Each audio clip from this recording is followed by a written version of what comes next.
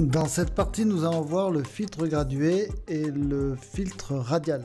Alors le filtre gradué est un complément du pinceau ainsi que le filtre radial. Alors le filtre gradué permet d'appliquer un filtre progressif entre une ligne verte et une ligne rouge que vous pointez avec votre souris via un cliquet déplacé. Donc je pointe mon premier point, je clique sur mon deuxième point et mon filtre va s'appliquer à 100% vers la ligne verte jusqu'à 0% progressivement jusqu'à la ligne rouge. Si je réinitialise mon filtre ici, d'accord, et que j'applique ici une exposition négative, je vais avoir une exposition ici à moins 1,05 qui va aller jusqu'à 0 ici. Si j'applique une température plus froide, je vais appliquer ici une température de moins 30 partant d'ici jusqu'à 0 ici.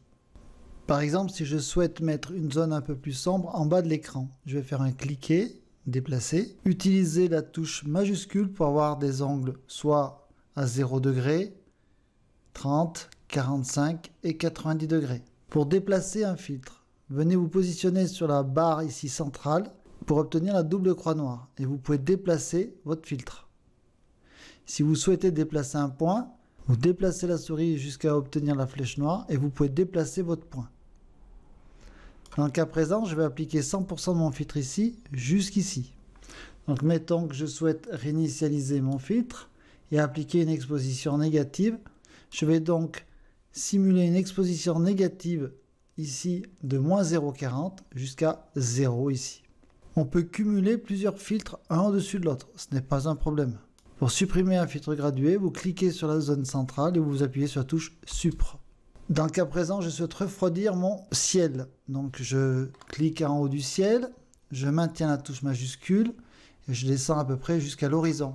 Je remets mon exposition à 0 et je refroidis ma température ici à moins 44 et ici à 0. Imaginons que je positionne un fil gradué comme ceci.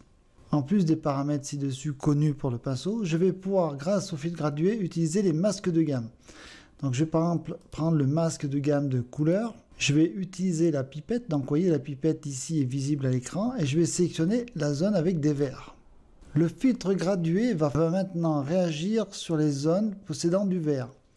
Je vais par exemple baisser l'exposition. Le champ ici qui a du vert et ici le colza qui contient du vert a été baissé en termes d'exposition. Par contre, le ciel qui est ici n'est pas impacté parce qu'il n'y a pas de vert dans le ciel. Pour désactiver la pipette, cliquez sur la pipette. Si je déplace mon filtre gradué, le ciel n'est jamais touché. Alors maintenant, on va appliquer le masque de gamme et de luminance. Donc je clique ici sur mon filtre gradué, je tire ici et pour pouvoir analyser ce qui se passe, je vais sélectionner le masque de luminance. Je vois ici que le spectre des tons foncés au ton clair est touché. Donc si je baisse l'exposition, je vais baisser l'exposition sur les tons clairs, ainsi que sur les tons moyens et ainsi que sur les tons foncés. Si par contre je baisse mon spectre, c'est-à-dire que je demande à ne toucher que les tons foncés, c'est-à-dire que si je reviens à 0 sur mon exposition, seuls les tons foncés sont concernés par ma baisse d'exposition. Idem, si je prends ici uniquement les tons clairs, seuls les tons clairs perdent de l'exposition. Si je pars dans l'autre sens, je vais éclairer uniquement les tons clairs. Si je veux travailler mon ciel, je vais donc appliquer un filtre gradué du haut jusqu'à l'horizon.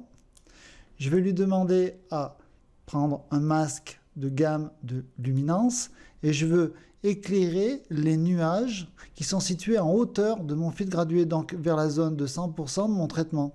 Donc je vais prendre ici les tons clairs uniquement, je vais éclairer uniquement les tons clairs et je vais augmenter l'exposition et seuls les tons clairs seront touchés.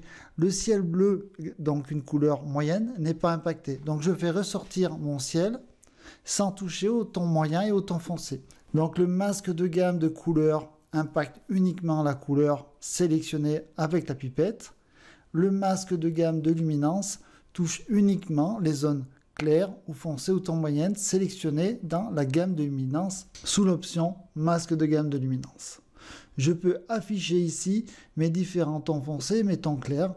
Donc ici, je vois que je touche tout le spectre à tous les niveaux.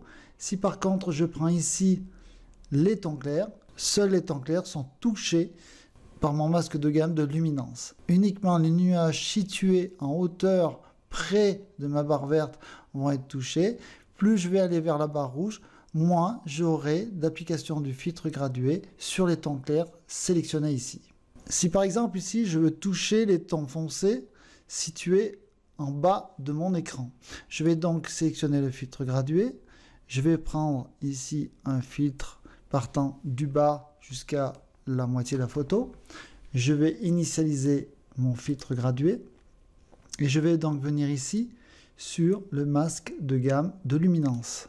Je vais lui demander de toucher uniquement les tons foncés et les éclairer dans ce filtre.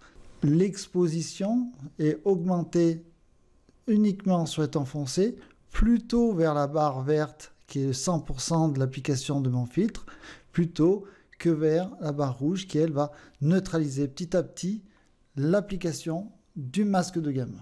Maintenant nous allons aborder le filtre radial, donc symbolisé par une ellipse, donc que l'on crée bien glisser, déplacer. Mettons dans l'exemple que je souhaite assombrir tout ce qui est l'extérieur de la montgolfière. Donc je vais baisser ma luminosité. Donc on voit que la luminosité baisse en dehors de mon filtre radial. Je peux modifier le contour progressif. Alors pour montrer, je vais baisser l'exposition fortement.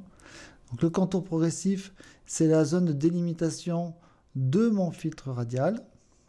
Et alors on peut appliquer l'effet à l'extérieur du filtre radial ou à l'intérieur. Si j'utilise l'option intérieur, je vais donc assombrir l'intérieur de mon filtre radial. Dans le cas présent, je souhaite assombrir l'extérieur.